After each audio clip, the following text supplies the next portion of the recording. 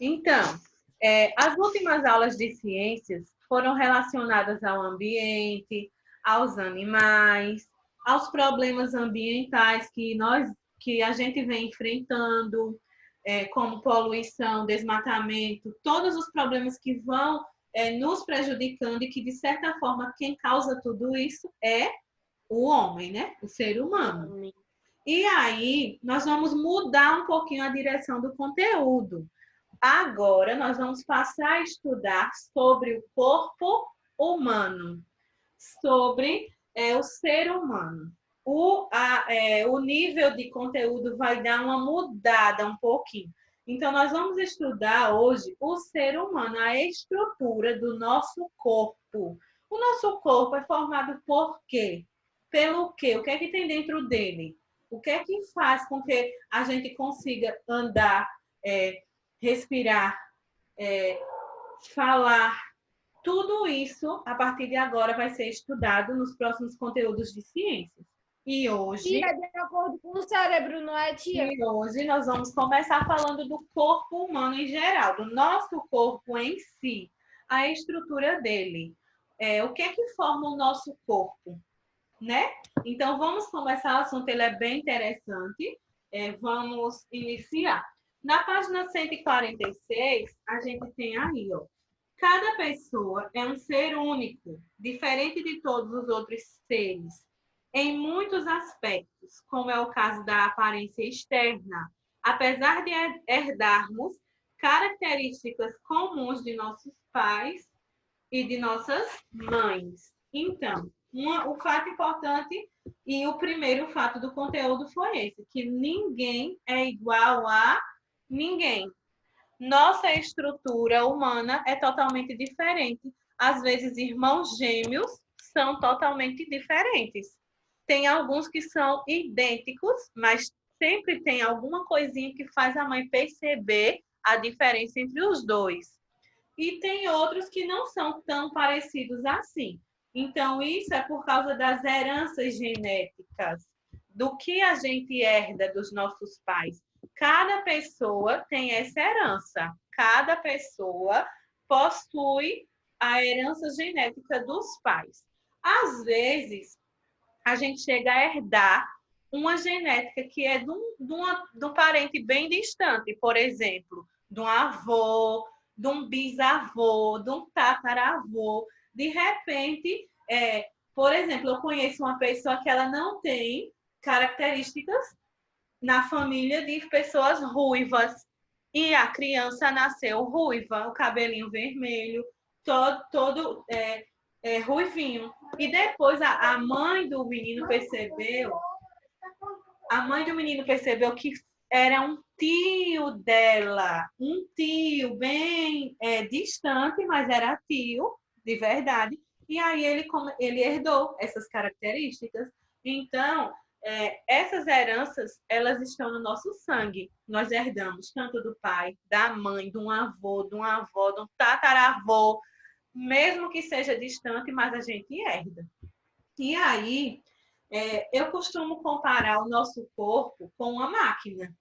O nosso corpo humano como se fosse uma máquina, onde dentro dele tem vários trabalhadorzinhos. Eu sempre falo isso. E para mim, isso tem sentido.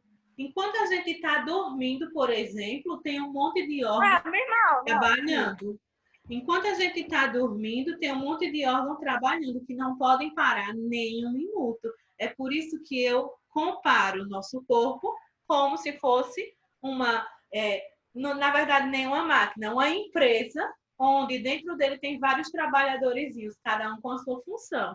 Por exemplo, o coração tem a função de bombear o sangue, o pulmão tem a função de fazer a gente respirar, o estômago tem a função de fazer a digestão dos alimentos. Então, nós temos sim trabalhadores dentro de nós. Nossos órgãos trabalham constantemente. E o que é que a gente tem que fazer? Tem que ajudar os órgãos, de alguma forma, porque às vezes, se a gente começa a praticar muita coisa que não ajuda, que atrapalha, aí vão aparecer doenças. É por isso que a todo instante nós devemos estar cuidando do nosso corpo, se alimentando bem, não ficando muito sedentário, muito dentro de casa, sem praticar nenhuma atividade, sem fazer uma caminhada. É, andar de bicicleta é ótimo, ir à padaria a pé é ótimo. Então, às vezes, a gente está tão acostumado que só quer sair se for dentro do carro, ou na moto, ou em algum lugar. Mas essas caminhadinhas, mesmo que sejam perto, mas já faz bem para a gente. Então, nós temos que estar ajudando o nosso corpo, sim, nesse sentido. E, principalmente, uma coisa que ajuda muito é a alimentação. A nossa alimentação é a base de tudo. Tem que se alimentar de tudo que faz bem para o nosso corpo. Não só de coisas que engordam, vamos dizer assim. De coisa, o que mais é gostoso é o que mais engorda, né? Infelizmente. Infelizmente, uma pizza, um hambúrguer, um sanduíche gostoso, tudo isso é delicioso.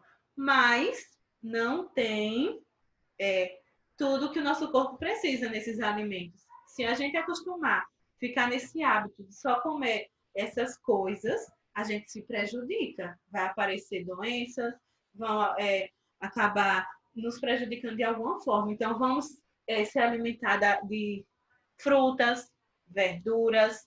Nesses alimentos, a gente tem tudo que precisa. Proteína, que é a carne. Então, tudo isso faz bem para o nosso corpo.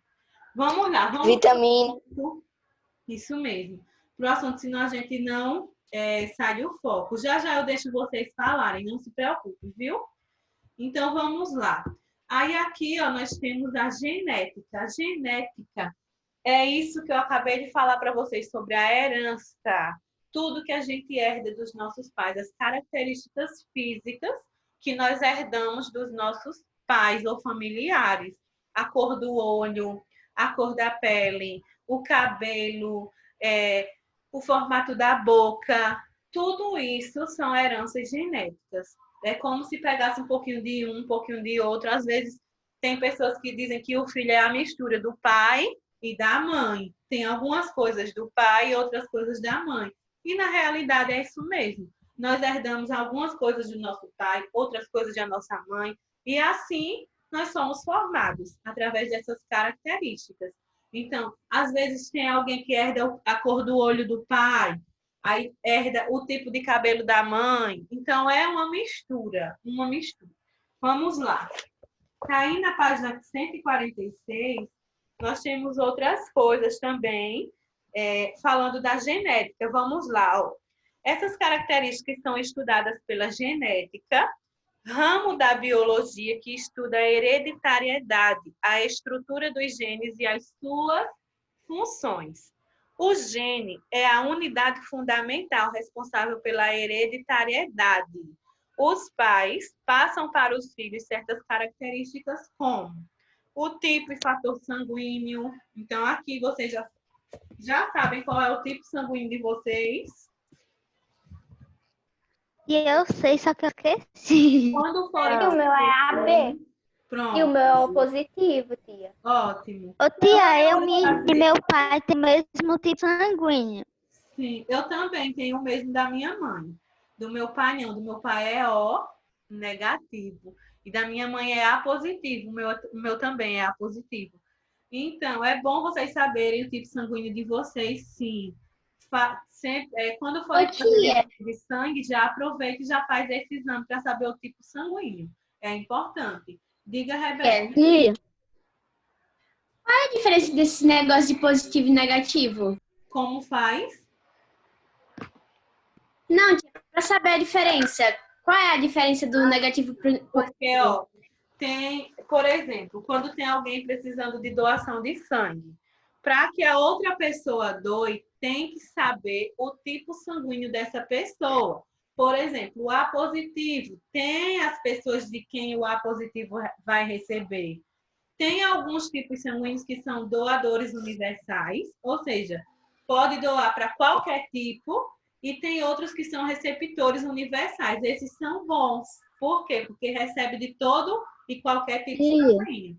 Mas tem uns, por exemplo, o A positivo, Eu acho que ele só recebe do próprio A positivo. Tia, Não é no quarto ano a gente estudou. importante. Boa tarde, professora. Boa tarde, Laura. Só que nós vamos... Cheguei um pouco atrasada. Sim. Certo, Desculpa.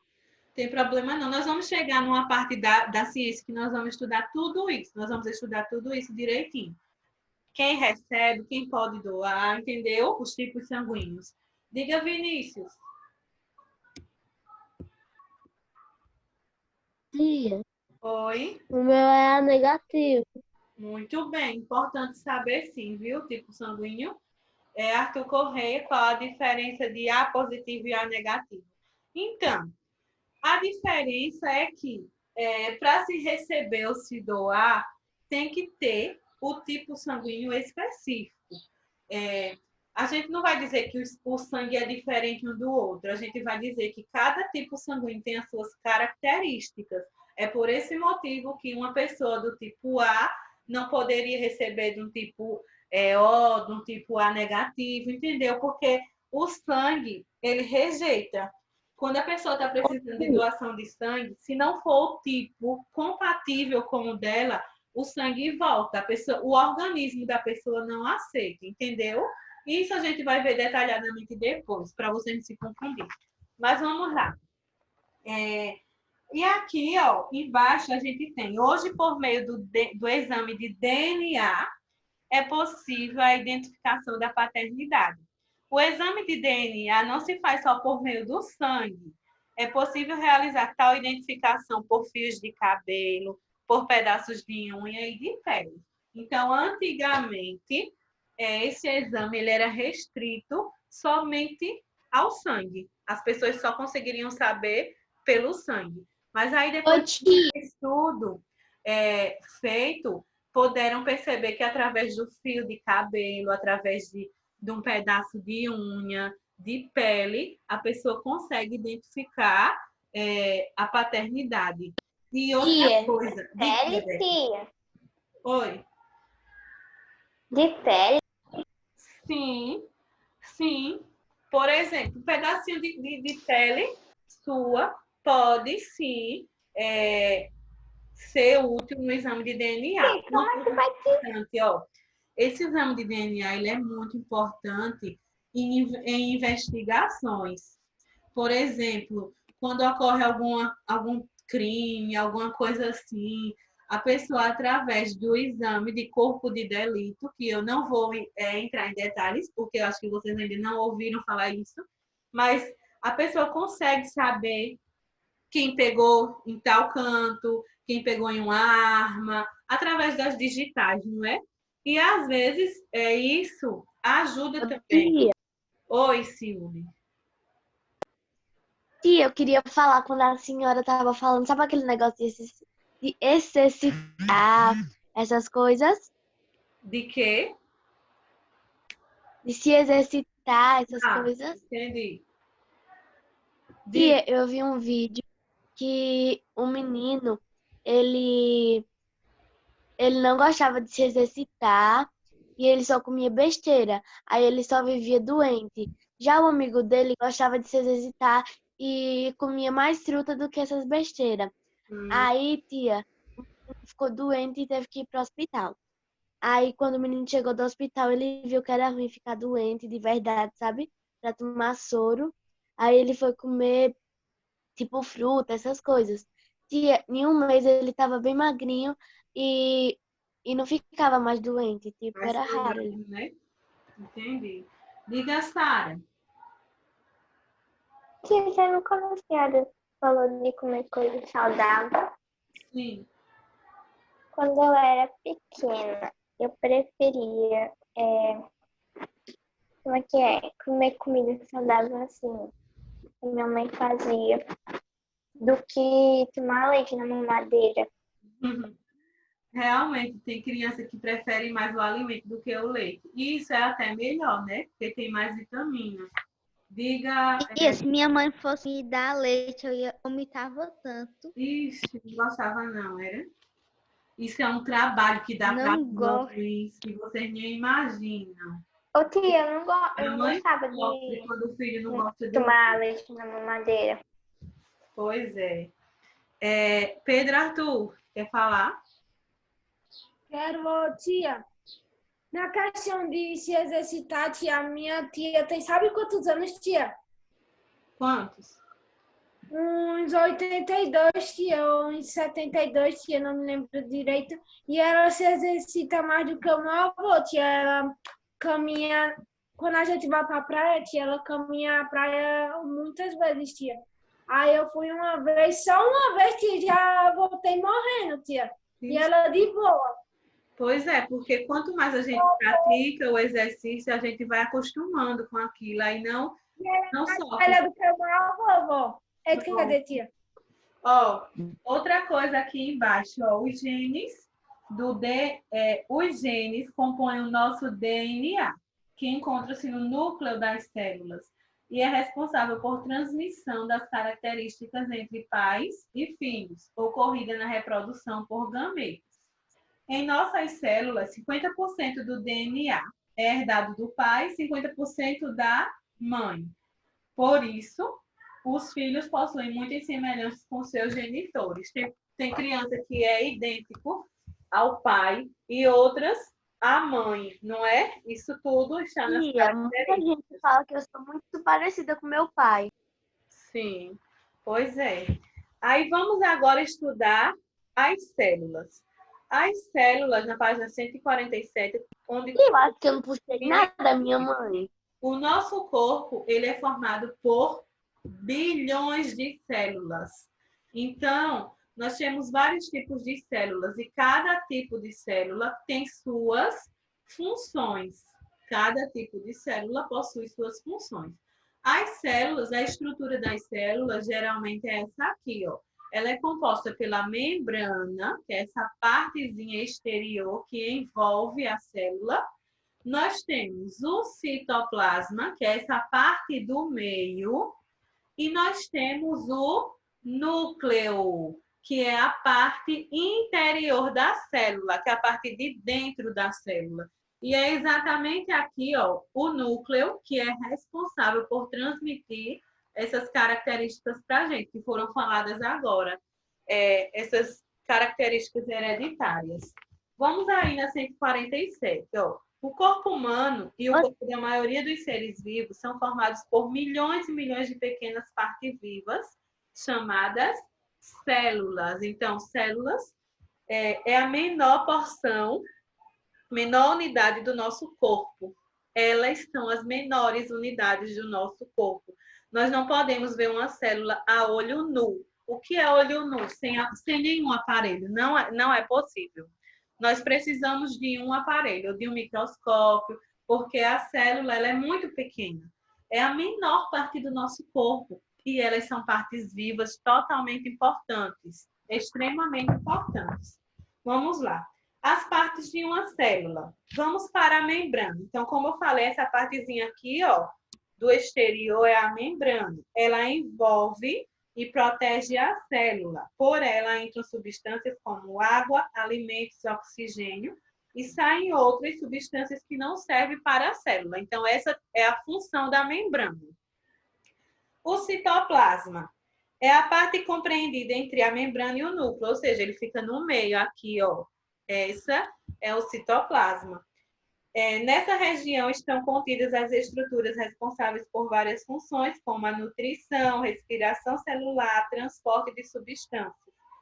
E o núcleo, que é a partezinha de dentro, estão os genes, as estruturas responsáveis pelas transmissão das características hereditárias entre os seres vivos, como a cor dos olhos, do cabelo e da pele.